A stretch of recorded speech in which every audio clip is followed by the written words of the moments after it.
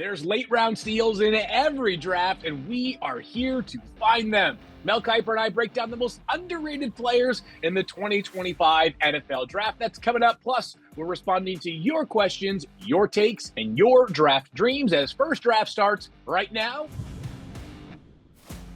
Hello and welcome into First Draft. I am Field Yates. He is Mel Kiper Jr. We are live twice a week, every Monday and Thursday afternoon. Of course, on the NFL on ESPN YouTube channel and wherever you get your podcast. Plus, as of this week, on ESPN2 on Monday. And check out our Monday episode in the entire First Draft playlist over on that YouTube channel. There is so much to get into. But today, Mel, we are focusing specifically on the most underrated and overlooked players in the entire NFL draft class. You probably have seen some incredible hidden gems throughout your 47 years of doing this. Oh my gosh, Field, it's amazing how many players that you overlook or underrate, or you see that they're not getting enough national publicity for whatever reason. And it's usually when you talk about the number one position is running back, because we've always talked about the Aaron Joneses out of UTEP getting into the fifth round. Even a Priest Holmes goes undrafted out of Texas, and he ends up being a heck of an NFL player, right? Isaiah Pacheco, Super Bowl running back, out of Rutgers, seventh round pick. So every year running backs become steals, and they become a Keaton Mitchell, undrafted. Those are the Baltimore Ravens out of East Carolina. So then again, there is a running back, young Fielding. There is one. He's down in Mobile. You're watching him. He is. Had a good day. Yeah, his name is RJ Harvey. And RJ Harvey is a kid, compact, low base, strong runner, explosive runner, can catch the ball out of backfield, got better in terms of ball security as his career went along. Keep in mind, he was a quarterback in high school at Virginia early on, goes to Central Florida, becomes this dynamic running back who's carrying the ball 25, 28 times a game. No team held him below 4.7 per carry this past year. He averaged over 6 yards a carry in 8 games.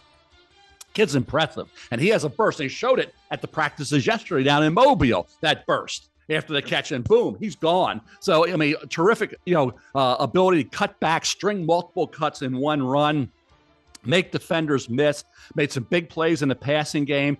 He had a run of over 20 yards in 9 of 12 games. That tells you about his big play ability. Of course, he had the ACL back in 2021, so he's far removed from the ACL injury, far removed from being a quarterback back in high school early on at Virginia. He's a proven entity at running back. He's a workhorse who can do everything you want him to do.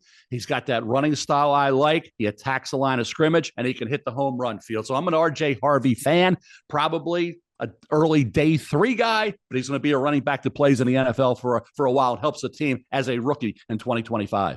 Yeah, it's so funny, Mel, because you say a lot of good things about RJ Harvey that I agree with, and then the punchline in some people's mind, the headline in some people's mind is going to be, well, what do you mean a day 3 back with all those nice things you said about him? I have to remind people, and I know that our loyal fans that have watched or listened to this show know this, but I've decided this, Mel.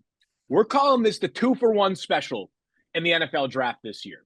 You want a running back? You get 2 for 1 this year. You want a defensive tackle? You get 2 for 1. Maybe even tight ends. Like, it's maybe not totally in the same level as those 2 spots, but a lot of really good tight ends that take the number of draftable running backs or the number of draftable defensive tackles that you normally see in one class and multiply it by 2 this year. That's how deep the class is. So RJ Harvey, a good place for us to start. I have another running back that I will dive into in just a little bit, but as people who have watched this most recent episode, our first one on TV for this year, know, Mel and I are going to be fighting over Xavier Restrepo from Miami is our guy. And you think about all these great Miami wide receivers now, guys who have gone on to become Pro Football Hall of Famers, Michael Irvin, the playmaker, and Andre Johnson, and Santana Moss, and the list goes on and on and on. That is just the very, very beginning of it. None of them, during their college careers, had as many catches or receiving yards as Xavier Restrepo. Now, Restrepo played longer than those guys, but Xavier Restrepo, and you have said this, Mel, many times, is a baller. This guy's tough. This guy is powerful. He is strong. He runs incredible routes. He obviously has great twitchiness to him. He just gets open and he catches the football, Mel. He was such a great fit this past year, was Restrepo, with Cam Ward, because as we've talked about plenty of times, with Cam, not everything is going to be on schedule, right? There's going to be some backyard baller to him, right? He can make things happen seemingly out of midair. Well, that requires a wide receiver who, A, can innovate himself, and B, make some difficult catches. And when you think about a player like Xavier Restrepo, who does have size deficiency, he is not a big wide receiver. I've seen him this week here in Mobile, Alabama. He looks like me with muscles. That's how big he is, all right? That being said, he has the ability to play bigger because I do think he is a strong slot wide receiver. And I do think the difference between the guys who can really thrive at the NFL level is a starting slot and those that maybe just have great quickness and can kind of run around players at the collegiate level is those that have the power to hold up and not be totally destroyed by slot corners or safeties or linebackers that overhang them and press them at the line of scrimmage. So Xavier Restrepo, the kind of guy that I'm going to have a hard time not grading inside my top 100, even if he does not go in the first 3 rounds. But I believe that is in play because this guy just has made consistently good plays for whoever it was that was at quarterback for Miami. Natural pass catcher field. And we see it in the NFL where guys fight the ball. We saw it with Samuel going down to the ground on a Josh Allen pass. Just go down, get the ball, and keep going. Why are you going to the ground? To get a low throw. Okay. The natural guys go down and get it. Herbie always talks in college about why are you jumping? You didn't need to jump to catch. So guys that are natural catching the ball, Xavier Restrepo is. He got a ball in his back this year. Yeah. Like anybody who's lying on the back. Well, I mean, he just has a natural feel and ability, and he wants the ball. Some guys fear the ball. He wants the ball in clutch situations. Michael Irvin was raving about the ball. Michael's running around the sidelines all year in Miami games, and I'm sure he's a big fan of Xavier Restrepo. You could see that, and Cam Ward certainly was. So that's a good call, Field. Here's a guy certainly will play in the NFL. Look at Hunter Renfrow when he came out of Clemson. Went to the Raiders, had a really good early portion of his career in the NFL. Restrepo will be a guy right away, makes his presence felt. You know, Mel, I give you a tough time when we talk about Joe Burrow and Shedeur Sanders' game. So I'm gonna break my own rule here. But I'm just telling you, and I'm not Matt Miller, but there are shades of Amon-Ra St. Brown and Xavier Restrepo to me. There really are. And the reason why is Amon-Ra is obviously a slot receiver as well, most frequently for the Lions. And he's become an all-pro back-to-back seasons. He is fantastic, one of the best players, not just receivers, in the entire NFL. But what makes, I think, Amon-Ra so impressive on top of the production is he'll block willingly, right? He'll throw his body into a linebacker, a safety, running the alley. He's fearless. He makes tough catches over the middle. He's unafraid to put his head down and try to run through players. I see some of those traits in Restrepo. I don't think he's as powerful as Amon-Ra. Amon-Ra was more vertical in college at USC than Restrepo was in Miami, but I see some traces there. I know that's a ridiculous standard to hold a player to who hasn't even been drafted yet, but the best case scenario might be a guy who becomes a real factor as a slot wideout in the NFL. See, I'm not going to yell at you, Feel like you do with me. So you were screaming at me. Yell at me. No, you go ahead and yell at me. No, I'll just say what you say I agree with, because you're saying I see a little bit, and I don't want fans ever take our comps as that's the player. Well, we see a little bit of that, glimpses of that player in this guy. Like I see a little bit of Brady in Shedeur, right? A little bit of Burrow. It doesn't mean he's going to be the next Brady or Burrow, but we see a little bit of that in them. So we saw some of Breeze in Bo Nix. That's what we saw. So when you say that, Phil, it's not that we're saying he's that guy in terms of a body type. He's that guy in terms of a player. He's going to be that guy in the NFL. We're not saying it. We're saying we see a little bit of that player in this guy. So I'm with you, Field. I'm 100% behind you on that. I hate comps, but I don't have a problem even saying I just see a little bit of that. When we do comps, it's always like you expect this guy to be that guy, and that's never going to be the case usually. Now, so far, Nix is looking like he could be Drew Brees. So sometimes it does, right? Maybe 2 or 3 out of 10 will, right? But for the most part, just a little bit we see of this guy and that guy is the way we do the comps here. Mel, I want to get your next player here in a second, and it's so hard doing these top 32 boards, even top 25, top 50. I'm not trying to say our job is, we're not digging ditches here, but you're processing information consistently. There are hundreds of players that you are balancing, and really beauty is in the eye of the beholder. You could have a guy that you think is the 32nd that I think is the 102nd best player. But man, I tell you, I think Xavier Restrepo, once we're done with it, might be closer to 50 than 100 for me. Like I said, he's going to be in the top 100 as far as I'm concerned. Like that's a lock. He might be closer to 50 than he is 100. I think the 2 big things for Restrepo, they're going to influence that. The one big thing, what does he run? Just the truth. The NFL tells us that, if he's a 4.48 slot receiver, he's got a real better chance of going closer to the top of round 3 than if he runs 4.57. That's just the nature of how this exercise works. So, assuming he runs in Indianapolis, then we'll have a much better feel of where he may end up. All right, you are back on the clock here, and another wide receiver who, on day 1 of the Senior Bowl, looked like that kid belonged. Jalen Royals at a Utah State field. He had the foot injury. He was only the first 7 games of the year after having a great 2023 season with 71 catches, 15, average, same average per catch this year, 15 yards. He had 15 touchdowns in 2023, 6 this year, missed the last 6 games with a foot injury. Jalen Royals in games field against Boise State, 9 catches, 211 yards, right? 2 touchdowns. UNLV, 10 catches, 155 yards. New Mexico, 11 for 188. Temple, 10 for 112. He was on fire. That mid part of the season. Jalen Royals has that frame where he can break tackles after the catch. You can get him a bubble screen. He can do some damage there. He's a smart football player. He's got that savvy about and awareness about him. So to me, Jalen Royals, and I haven't heard enough of him. That's why I say underrated. Because at wide receiver, I've had him higher, and I don't want people to look at mine and say, "Well, Kiper, you've had him in your top 10." I'm saying I haven't heard enough about him. To me, he screams day 2. Okay. And we're going to get into throughout the course of these podcasts a lot of day 2, day 3 guys. But Jalen Royals in this draft, when you get to that 5 to 10 area. Okay. And by the way, blocking, Emeka Egbuka will block too from Ohio State. There's a lot of those guys this year like Restrepo who will play without the ball. Jalen Royals, to me, when you look at the production, came from Georgia Military College, then to Utah State, kept getting better and better. Yeah, I think underrated because I think he's going to go at a point where he will be somewhat of a bargain. Now, how he does, Senior Bowl's off to a good start. Combine, we'll see and all that. But for right now, I have not heard enough national publicity coming the way of Jalen Royals, who's a little under the radar, missing those games maybe at the end of the year, maybe is the reason field. But I like this kid. I like the way he played the last couple of years at Utah State. I want this to mostly be your analysis on your picks, but I will say this, 2 things. One, you mentioned the injury. He could have not been here this week. He could have said, I'm Senior Bowl. I'm trying to get my body right. I need to be focused in on that. The fact that he chose to be here, I'm just telling you, has caught the attention of people that have been on the sidelines here in Mobile. On top of that, and I understand that when you speak to people that have worked with these players, they're probably prone to say, hey, this guy is the best. This guy is great. But I did talk to his former wide receiver coach and the offensive coordinator at Utah State, Al Cefalo, who left for Cal this offseason. And it's hard to find somebody who can pound the table quite like he was for Jalen Royals. They love the kid. I mean, again, for a small school kid to stick around in this collegiate climate, as you know, Mel, is indicative of a guy that I think has something special to him. So big fan of Jalen Royals as well. They're called loyalty field. There's not much of that out there. And these kids that stay with these programs and could move on for big money and they stay there speaks volumes. No question about it. This next name is not a curveball because he's probably well known to even more casual college football fans.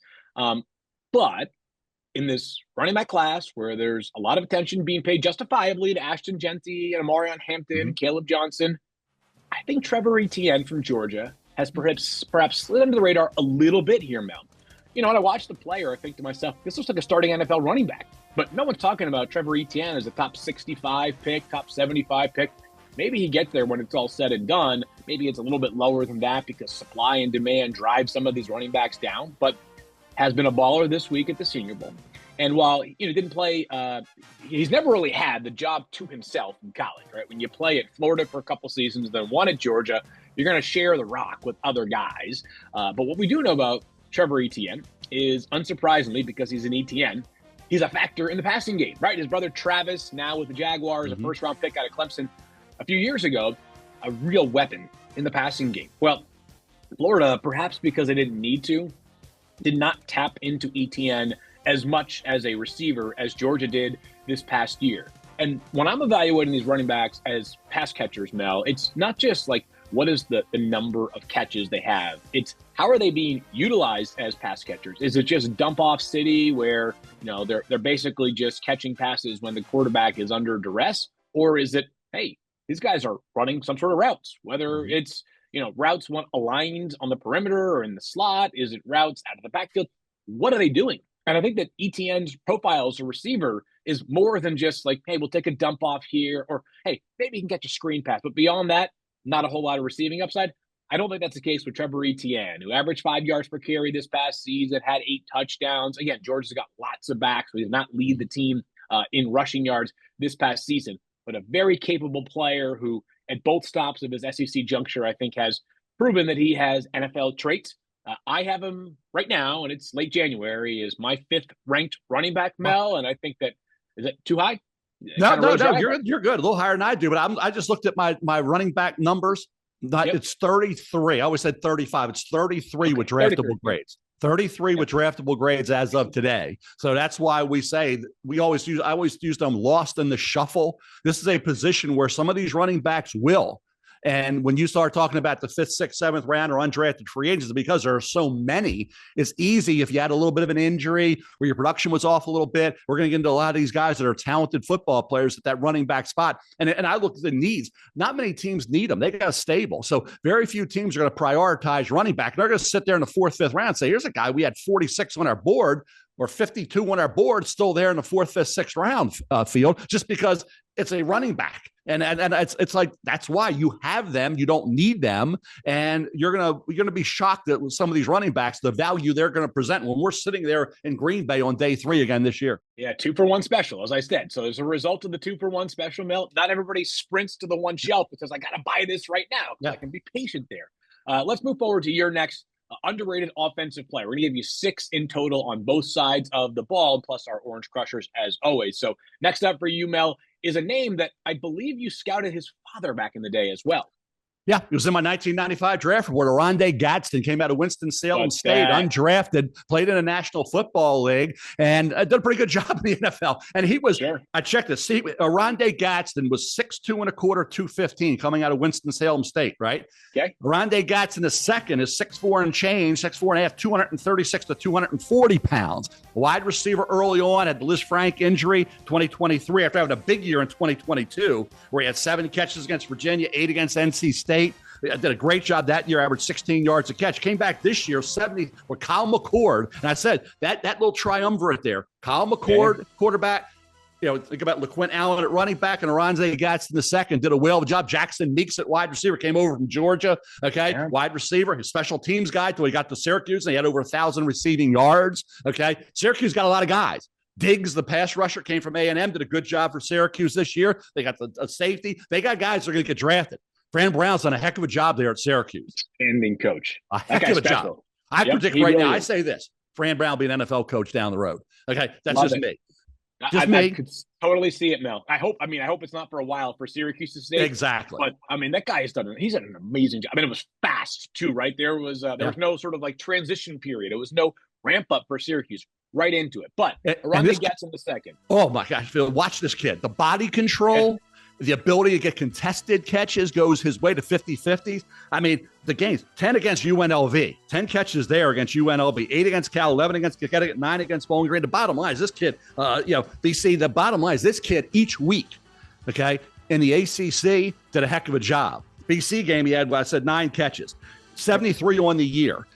I'm just amazed at how he was a wide receiver early on. He's an H-back. You will be able to move him around all over the field and get this guy in matchup advantages. And if he's covered, he's open, and he is dynamic after the catch. The notes I had on him, I went back and I tried to condense into a couple of things. Consistently secure grabs and tight coverage. That was number 1 for me. Body control was number 2. Adept at finding open areas. Again, his father, he's been around football his whole life, And he's bigger than his dad was who played in the NFL. This kid's going to be, I think he can be a fear factor player in the NFL. I love this kid. Oronde Gadsden the second, and he helped Kyle McCord out a lot this year, as Quint Allen did as well, is going to be, because of the H-back tight end group bunched together, very deep, there's going to be some guys that present great value at that spot as well, like we say at running back. That's why I highlighted Oronde Gadsden the second right now, is a little underrated.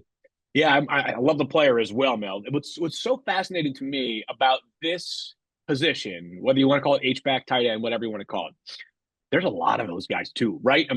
Jake Briningstool from Clemson and Harold Fannin Jr. from Bowling Green, who had record-setting production this past season. Bryson Nesbitt North Carolina, right? But there's a bunch of guys that they're not identical as players, but I think we view as somewhere in between a tight end, not fullbacks either. They're more the H-back category. So how does that impact the draft status for all of them, right? And do they, because you've got more than you normally have in a class, does that mean that we see teams be a little bit more patient on them, or does one emerge? But Gadsden, man, what a year he had this past season. I've talked about this player a couple times, Mel. Okay. Anybody who's watching this knows him. This is no mystery player. I really, really believe that certain teams that play a specific way are going to find themselves enamored with Dillon Gabriel. Ooh. And Dillon Gabriel, a well-traveled quarterback, UCF to Oklahoma to Oregon this past season, took the reins from Bo Nix, and this team did not drop off at all, right? They lost one game all season. They happened to get thumped by Ohio State, who basically thumped everybody on their way to a national championship. Dillon Gabriel had a tremendous season. And what we know is going to be the case with Dillon Gabriel is 73% completion percentage. He's going to be very accurate. He had nearly 4,000 passing yards. He had 34 total touchdowns. He was third in Heisman voting this past year. All right, so Dillon has some of these, I don't like to call them flaws. I call them limitations on draft prospects, Mel, right? He's not a big guy, I've seen him walking around here down in Mobile this week. He's, again, not much bigger than me, thicker for sure, but, well-built, that's for sure. But, this guy is not towering over his offensive lineman. He's not one of these massive statured quarterbacks who doesn't have to worry about throwing over his offensive line because he's already taller than them. He's a smaller guy. He's got a compact build. Is he an elite athlete? No, I think he's a very good athlete.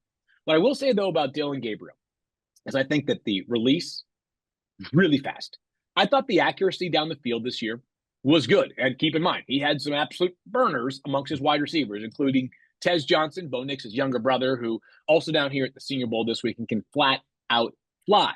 I just think what I like maybe most about Dillon is how sudden he played, because in the NFL, the speed of the game is just faster than what it is at the collegiate level. And the offense that they played at Oregon, obviously one in which they had a schematic advantage against defenses almost every single week. I like the urgency that Dillon Gabriel plays with. He gets through his progressions or his options within a play very, very fast. Leadership skills are rock solid. I think he's a big game player as well, Mel. And while I am not expecting him to be a day one starting quarterback next year, wherever he is drafted, I believe that experience is going to start working in the favor of these prospects once again, right? We saw it with Jaden Daniels and Bo Nix that, hey, two guys who had a ton of success, who were amongst the most experienced drafted quarterbacks, and I'm not hyperbole, ever. Bo had more starts than any player in the history of the FBS.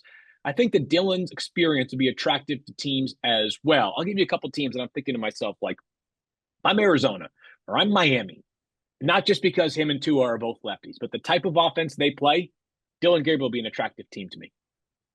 An attractive player to me, I should say. Yeah, I mean, Miami has to get a backup. I mean, they got to get a quality backup. And you say, well, why'd you go with a rookie? Dillon Gabriel is going to come in, as you say, with a ton of experience. So that's a little bit different than a guy coming in who needs to be working into the NFL game and needs 2-3 years or whatever. Now, this guy's going to be ready to go. And we saw it with those quarterbacks that have experience. They get it. Okay, there's not a lot of difference in terms of the way the game's played. So for Dillon Gabriel, Miami makes sense. And he does have a little Tua in him, not just because they're lefties, because they are about accuracy. They are about timing and touch and all those things that are important when you're that size. I think when you look at the defensive side of the ball field, this is where we're going to go for underrated guys. Go, baby. All right, let's do it. Transfers, the portal, right? We saw Indiana and Kurt Cignetti, right? Get it done. And one of the key guys that didn't come from James Madison, by the way, okay? Didn't come from JMU, but came from the Mid-American Conference, is C.J. West at Indiana. Defensive tackle, 6'1.5" in that area, 317 pounds, low man wins, okay? This guy, both at Kent State, was disruptive. At Indiana this past year, 7.5 tackles for loss, 42 tackles. In 2021 at Kent State, he had 8 tackles for loss and 4 sacks. Strong, violent hands, and I'm looking at my notes on him. This was in 4 games. It was the same notes, okay? Get off at the snap of the football, impressive. Active, I say, violent, powerful hands, and disruptive against the run and the pass, and the quickness. And I think defensive tackles That's one position where we're struggling to get 10 that we feel good about in terms of the order because there's so many of them. I always felt like I'm leaving out 4 or 5 guys when I just do a 10, right? So there's going to be defensive tackles this year that are going to be lost in the shuffle a little bit, that are underrated. C.J. West, I don't believe Field, and you can correct me if I'm wrong, I don't think he's one of your top 10 defensive tackles right now, is he? Well, I am only required to go to 5 right now. So my 6 through 10. Would he be in your 10? Moving. He'd be knocking on the doorstep. I don't think he'd be in the top 10. Yeah, that's what I say. He's close, but he's not there. I don't think he's there for me. Yeah. Will he be by the time I finalize rankings? May well be. Because in this league, I just love guys who first of all, can find the football, okay? Yep. Have a great awareness on the field and be able to find the football. He can, okay? He's got that low center of gravity, right? 6'1", 317 pounds, the leverage advantage that he has, the way he uses the quickness in his hands, and the way the ability he shows week after week. I'm going through, these are 4 games, and nothing changed. Went back to Kent State. The same report that I had on in game 1, I went to game 2. It was all similar. I said, boy, this guy's popping, okay? Yeah. C.J. West from Indiana, defensive tackle, formerly of Penn State, I think screams underrated right now. No, I mean, I'll tell you who I think a team that would make sense for a player that has some C.J. West in his game.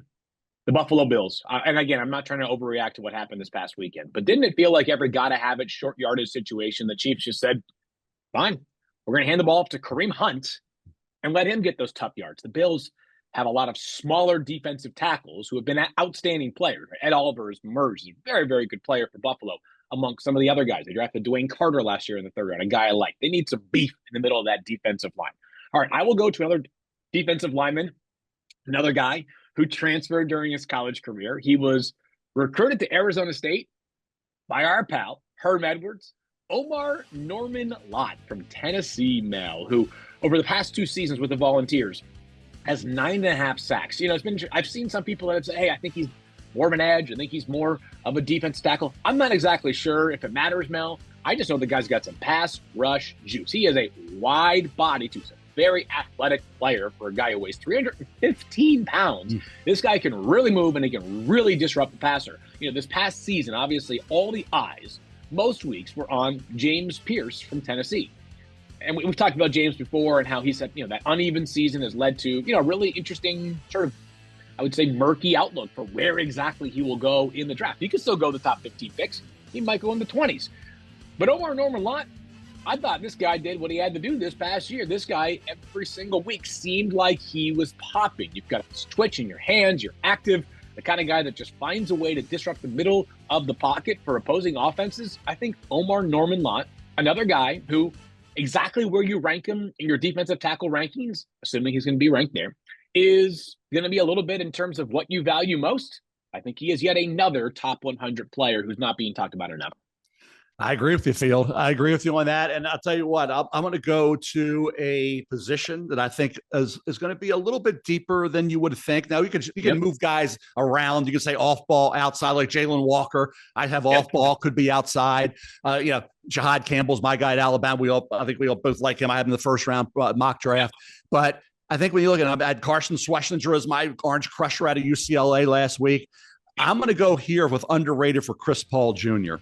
Yeah, out of Ole Miss. Right. He was at Arkansas, and he was their second leading tackler. He's all over the field. He's been a tackling machine since his prep days, okay? Another guy that instinctively doesn't waste any time. He's quick reacting, and he's fast to the football, and whether it's all areas of linebacker play, he gets it. This past year, he had 88 tackles. He had 11 tackles, lost 3.5 sacks, intercepted the pass, had 9 hurries. Arkansas, he was all over the field. Chris Paul Jr. from Ole Miss stays on his feet. He goes sideline to sideline. He can do things behind the line of scrimmage. He gets off. I was impressed. I got the note here. It's one thing stood out with him in all the games. Gets through traffic cleanly. Has a way to sift through. Okay, doesn't get caught up in all the trash. Gets through the traffic. Chris Paul Jr., I have him as the 4th best off-ball linebacker. Some may not have him quite as high. That's a position where a lot of guys are in similar grading areas. So that's going to mean you could be 4, you could be 8, 9. Chris Paul Jr., I love production, and I love speed to the football. And this kid, as I said, the consistency week in and week out, both at Arkansas and at Ole Miss, was there. A violent player too, right? I like my linebackers that are unafraid to mix it up with those bigger offensive linemen that are going to try to do everything in their power to get those linebackers out of the way for the running backs to run right past them. You mentioned you like guys that bring production, Mel. How about the player that had more interceptions than anybody else in the entire FBS last season? That's Cal corner Noel Williams, a guy Oh, who talk about these yeah. long arms. Now, he is a specific type of corner, Mel, right? Mhm. Noel Williams, long, confident, unafraid to be physical at the line of scrimmage. He had 7 picks this past season. He had 8 PBUs, so the production is very, very good. Now, I think with Noel, here's what's going to come down to for Noel, who's got great length. Again, the production was really good. Another guy who's well-traveled during his college career, but finished up at Cal, is what ability does he have to rein in some of the physicality, right? Because this guy is unafraid to mix it up at the line of scrimmage and can be a little bit grabby, Mel. That's the truth about a player who plays this type of game. Ohio State, we talked about this with, and I'm going to screw up his last name. I apologize already. Davison Igbenosum. Igbenosum, I yep. know. Yeah, he's going back. Igbenosum, Yep. he's going back to Ohio State, but he had all these penalties, and that's the style of game that he plays. Noel, I thought, was more disciplined than that. That being said, this guy gets his hands on the football. That's an important thing for a defensive back to do at the NFL level. I said this on Monday's show. One game does not make the evaluation for a player. That is not what it's about. But one game can be enough to turn your attention to a guy and say, I got to do more work on him. Early this season, Cal plays Auburn in an SEC ACC matchup. Noel Williams has 2 interceptions, a third that was called back because of penalty. This guy just finds the ball. He's got great ball skills as well. If the ball's in his area, he is either finishing it with an interception or a PBU. He may not be the specific type of corner that every team covets, but to me, looks like he has the tools to end up becoming a starter one day. Yeah, my 10th highest rated corner. Noel Williams, had a heck of a year. And Cal's got several players on that defensive side of the ball. I think we'll find a way onto an NFL roster next year, Field. I'm going to go to the Virginia Cavaliers, and I'm going to go to Jonas Sanker, who is a safety who is versatile. You talk about read-react skills. I mean, he gets around the football a lot. Looking at my notes on him. In center field, underneath throws didn't matter. You think about production for him. I like that. He only had 2 career interceptions now, but this past year, almost 100 tackles, at 107 in 2023. He's forcing fumbles. He's breaking up passes. He had 11 in 2023. Sacking quarterbacks, making plays. And what I love about him, special teams. That's where he can make his mark early on. So I think when you look at the safety position, Sanker to me, and I have him right now. I'd be curious, Phil, where you have him, because I don't go around checking. I haven't seen and heard a lot about him, but I have him right now as my 6th highest rated safety. I think I'm probably higher on him than most people. Where would you have him right now, Phil? I'd be curious, because I haven't heard his name mentioned much at all. I have him in my top 10 for safeties, Mel. A few others that come to mind that are in sort of that range. Elijah Clark from Syracuse and Lathan Ransom, we talked about on Monday's show from Ohio State. They're all kind of fighting in that second tier beyond the guys that we have talked about more. The Nick Eman-Warriors, the Malachi Starks. Mel, you noticed too, by the way, see a little more traction for our guy Eman-Warrior of late. We were talking about this on the show a couple weeks back, right? Seeming like that's a guy that is starting to get a little more popularity as we get closer and closer to sort of the meat of the pre-draft cycle.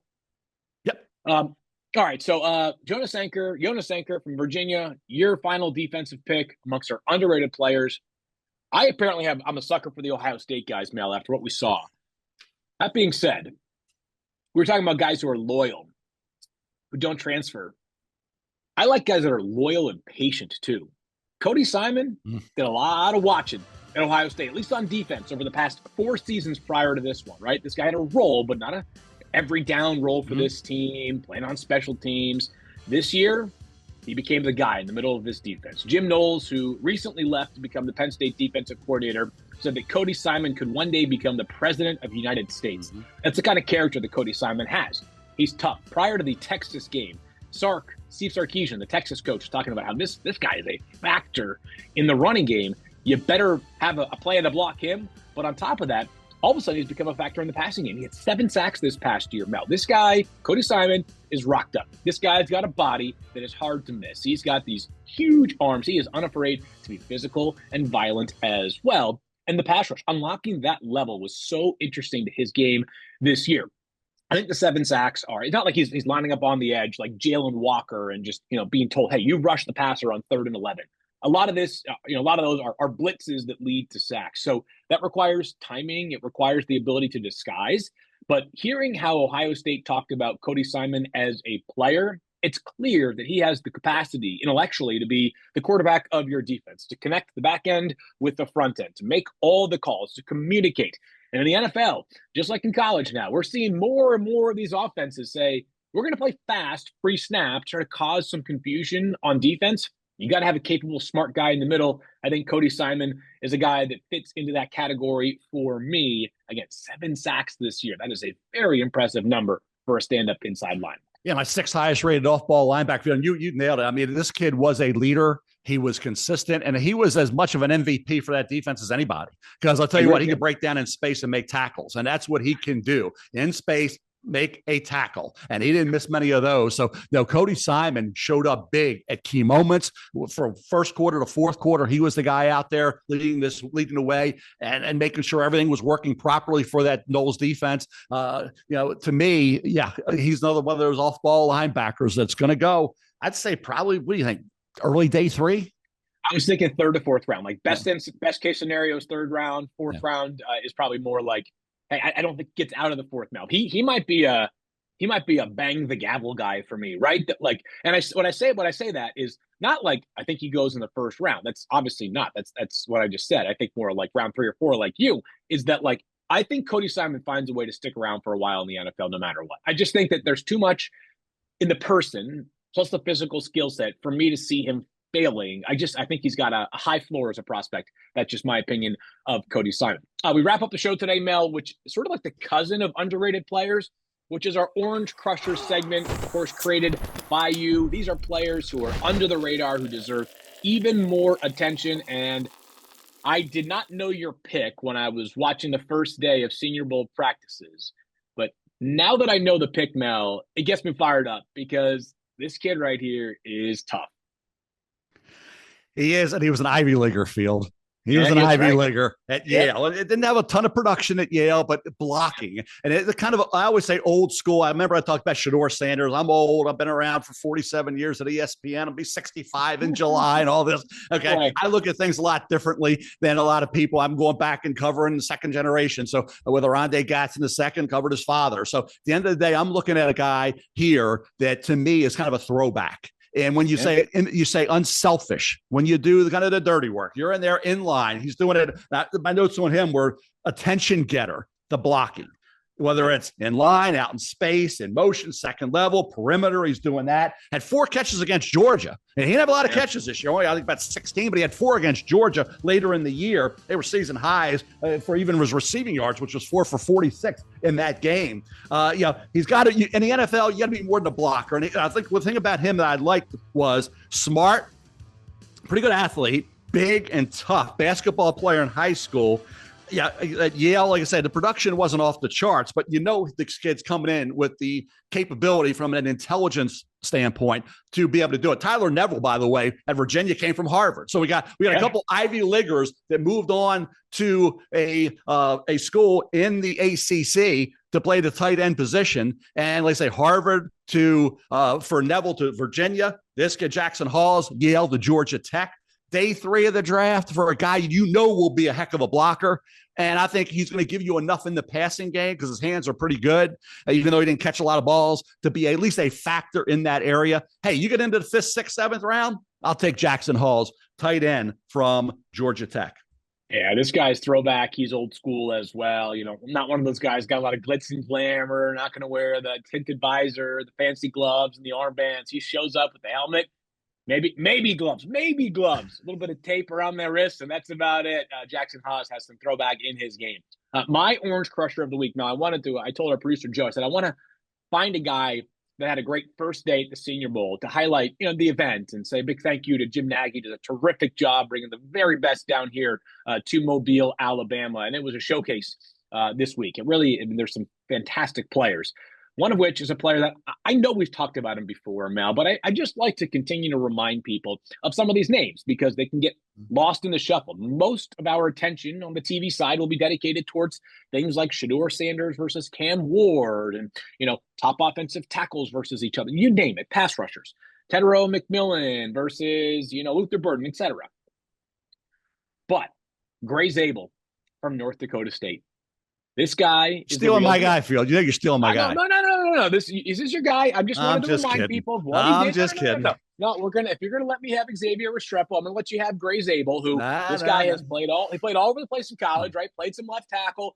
Think, Mel, based off what we saw this week in Mobile, probably a better bet to play on the interior in the NFL. Mm-hmm. Maybe it's because of the overall size here, but during one-on-ones, he's repping at left guard, right guard, and center.